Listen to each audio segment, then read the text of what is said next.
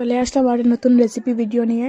তো আজকের ভিডিওটা হচ্ছে ভেজ, মানে ঘরের মধ্যে উপকরণ বেশি ছিল না, শুধু ছিল সবজির মধ্যে মিষ্টি লাউ আর মিষ্টি কুমড়ো বললে আমরা মিষ্টি লাউ বলি।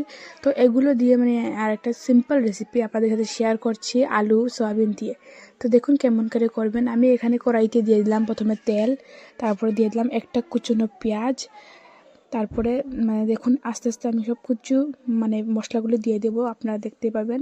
এটা কিন্তু অনেক মানে কম জিনিসের মানে ইউজ হয় আর অনেক বেশি টেস্টি খেতে। মানে আমি প্রথম ভেবেছিলাম জানেন যেটা খেতে একদমই ভালো হবে না, কিন্তু তারপরে সত্যি এত ভালো লেগেছিলো মানে কি বলবো। তারপরে আমি দিয়ে এখানে আমি তেজপাতা দিয়ে দিলাম, দিয়ে একটু সময় নাড়িয়ে দিয়েছি। এই রেসিপিটা দেখে আমার ভাই বলছিল যে মানে খেতে ভালো হবে না, কিন্তু যখন খেয়েছিলাম তখন এক থালা ভাত মানে ওই সবজি দিয়েই খেয়ে ফেলেছে। তো আমি পেঁয়াজ আর তেজপাতা দিয়ে ভালো করে নাড়িয়ে নিলাম, একটু ব্রাউন মানে করবেন। তারপরে আমি এখানে দিয়ে দিব পরিমাণ মতো লবণ। তো আমি এখানে মানে লবণের মানে মাপটা একটু কম বুঝি, তাই আমি মানে 2-3 বারে দিই আর কি। মানে আমি একটু বেশি এক্সপিরিয়েন্স নাই না তাই। তো আমি এখানে লবণ দিয়ে একটু সময় নাড়িয়ে নিলাম। নাড়িয়ে নেওয়ার পর একটু মানে হলুদ মানে একটু লালচে কালার হতে হবে, মানে ব্রাউন কালার হতে হবে। তারপরে এখানে দেখবেন আমি দিয়ে দেবো, যখন এখানে পুরো হয়ে গেছে ব্রাউন কালারের, তারপরে আমি এখানের মধ্যে সবজি দিয়ে দেবো। তো দেখুন আপনারা মানে বুঝে করবেন কীরকম লাল চান। আমি এখানে এরকমই করেছি। তারপরে আমি দিয়ে দিয়েছি এখানে একটা মিষ্টি কুমড়, একটা হাফ পেঁপে, দুটো আলুগুলো মানে গোটা করে কাটবেন। তারপরে দেখুন আমি এখানে 1 টেবিল চামচ হলুদ দিয়ে দিয়েছি। হলুদ দিয়ে ভালো দেখে নাড়াতে হবে। আমি বলেছিলাম না আমি লবণের পরিমাণ কম জানি, তাই আমি আবারও একটু লবণ দিয়ে দিয়েছি। দিয়ে ভালো দেখে নাড়িয়ে নেব। ভালো দেখে নাড়া হয়ে গেলে আমি ঢেকে রাখবো প্রায় 5 মিনিট মিডিয়ামে, মানে লোতে করবেন না আবার হাইতেও করবেন না, মিডিয়াম ফ্লেমে। তারপরে আমি একটু সময় ঢাকা উঠিয়ে দেখুন আমি একটু সেদ্ধ হয়েছে কিন্তু ফুললি হয়নি। আমি আবারও নেড়ে আমি আবার ঢেকে দেবো কিছু সময়ের জন্য। এখন ধরে নিন আরও 3 মিনিট সময় আপনি ঢেকে নেবেন।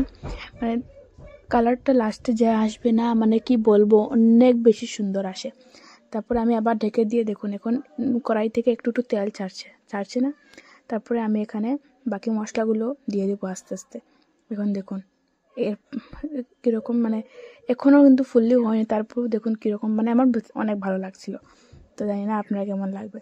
তারপরে আমি এখানে সয়াবিন যে ভিজিয়ে রেখেছিলাম আমি ওই সয়াবিনটি দিয়ে রাখবো। আমি কিন্তু সয়াবিনটি আগে থেকে ভাজিনি, আমি সয়াবিনটি শুধু সেদ্ধ করে মানে জলে ভিজিয়ে রেখেছিলাম, জল থেকে উঠিয়েই আমি দিয়ে দিয়েছি সয়াবিনগুলো। দেখুন আমি কিন্তু ভাজা করিনি বলে এমন লাগবে না যে আমি খেতে ভালো হবে না, খেতে কিন্তু অনেক ভালো হবে। দেখে নিন, একবার বানিয়ে দেখবেন অনেক ভালো হয়। তারপরে দেখুন আমি এখানে মশলা দিয়ে দেবো এক এক করে। জিরে গুঁড়ো 1 চামচ, 1 চামচ ধনে গুঁড়ো, আবার দিয়ে দেবো 1 চামচ লাল মরিচ, তারপরে দিয়ে দেবো 1 চামচ লঙ্কা গুঁড়ো। দিয়ে ভালো টিকে এটাকে নেড়ে চেড়ে মানে একটু সময় কষাতে হবে। কষানো বলতে আমি বলতে পারি মানে একটু সময় ঢেকে রাখতে হবে, প্রায় 2 থেকে 3 মিনিট ঢেকে রাখবেন। দেখুন একদম দেখুন কীরকম রঙটা হয়েছে। দেখবেন আমি কড়াইটা উল্টে যাচ্ছে। আমি আসলে এক হাতে সব কিছু করি না, তাই জন্য আমার জন্য একটু কষ্ট হয়ে যায়। তাই আমি মানে একদম মানে যখন কড়াইতে লেগে যাচ্ছিলো তখন আমি একটু মানে মোবাইলটা সাইডে রেখে তারপরে হাত দিয়ে ভালো করে ধরে নাড়ালাম। দেখুন কীরকম মানে ভালো করে দেখুন কীরকম হয়েছে। তারপরে আপনারা চাইলে একটু জল দেবেন মানে সিদ্ধ হতে সময়, কিন্তু আমি জল একদমই দিইনি।